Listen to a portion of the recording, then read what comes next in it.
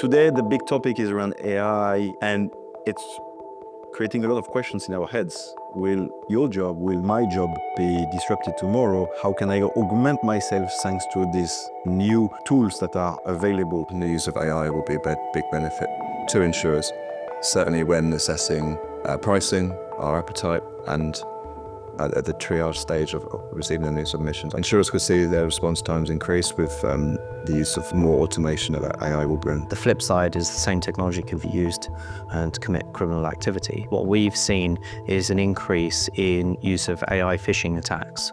So business email compromise scams in particular.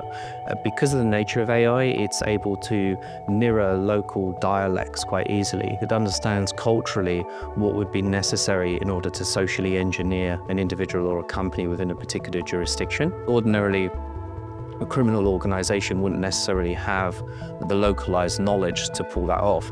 They also wouldn't necessarily have the range of data, but because a lot of this is open source, you can obtain all that information, and that's enabled a lower skill and lower cost for threat actors. You can now have individual criminals utilizing this same technology that's readily accessible to commit those acts. Everyone you speak to who's worried about AI from an insurance perspective seems to be speaking a lot about threat actors and the bad guys having access to AI. In the not too distant future, AI will be automating a lot of the workflows. They're going to be making decisions. What do we do as insurers when it comes to handling or processing claims that arise from a decision that an AI agent has made?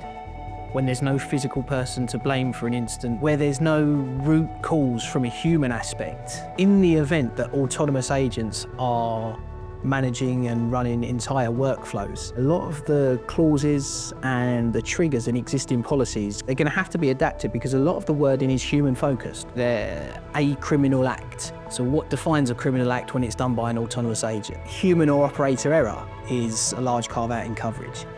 What happens when that operator error is an AI agent, an autonomous agent? So where I think insurers really need to tighten up is just around their wording of what's deemed to be human and what's deemed to be agentic or AI driven. AI is not necessarily the scary beast that it's made out to be.